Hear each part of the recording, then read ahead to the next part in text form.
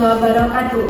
Saya Septiana Maritila, mahasiswa dari program studi bimbingan dan konseling semester 4. Dalam video ini, saya akan menyampaikan tampilan kepustakaan yang digunakan sebagai dasar untuk menyusun layanan bimbingan kelompok dengan topik meningkatkan disiplin belajar siswa SMP. Yuk kita simak videonya. Topik yang saya angkat adalah layanan bimbingan kelompok untuk meningkatkan kedisiplinan belajar siswa SMP. Tujuan dari penyusunan tampilan kepustakaan ini adalah untuk merumuskan dan mengumpulkan sumber-sumber ilmiah yang digunakan sebagai dasar untuk mendukung intervensi BK agar siswa memiliki kedisiplinan yang baik, teratur, dan bertanggung jawab. Saya telah memilih 5 artikel yang kredibel, relevan, dan dapat dipertanggungjawabkan secara akademis yang digunakan sebagai dasar untuk penyusunan tampilan kepustakaan dalam layanan bimbingan kelompok. Artikel yang pertama yaitu pengaruh layanan bimbingan kelompok terhadap disiplin belajar siswa yang ditulis oleh Sari N pada tahun 2019.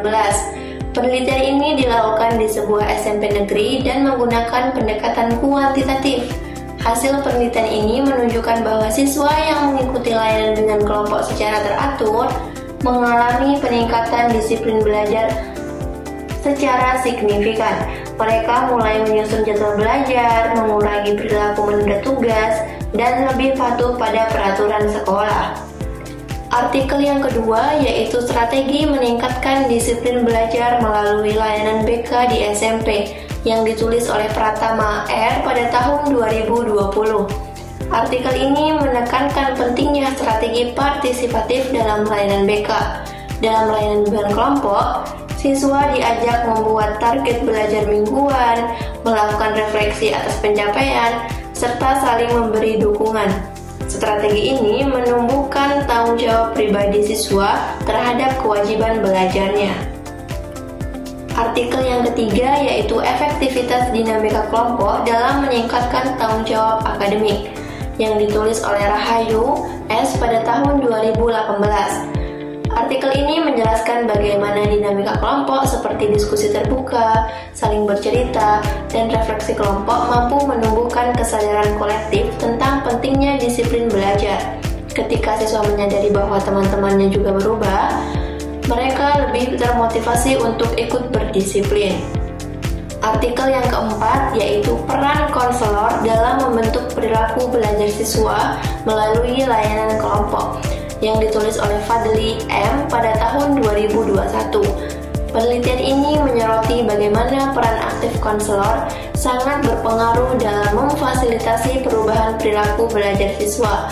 Konselor yang merancang kegiatan dengan alur reflektif, pemberian umpan balik positif, dan pemantauan kemajuan belajar siswa akan berhasil membentuk kedisiplinan yang konsisten.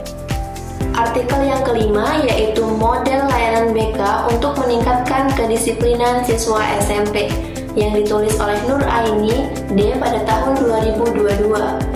Artikel ini menawarkan model layanan BK berbasis kognitif perilaku yang dirancang untuk siswa SMP.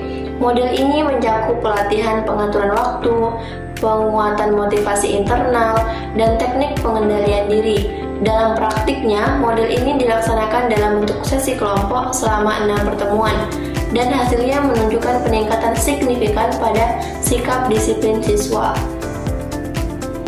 Tampilan kepustakaan ini menjadi landasan ilmiah bagi saya dalam menyusun rencana layanan bimbingan kelompok. Dengan memadukan teori dan praktik dari berbagai sumber ini, saya berharap intervensi yang saya rancang benar-benar dapat membantu siswa SMP menjadi lebih disiplin dan bertanggung jawab terhadap proses belajarnya.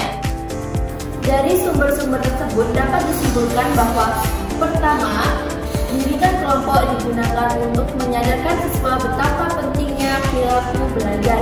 Yang kedua, kelompok sebagai wadah untuk memperkuat komitmen belajar siswa. Yang ketiga, konselor berperan dalam mengarahkan dinamika kelompok untuk terfokus pada perubahan perilaku dari siswa tersebut.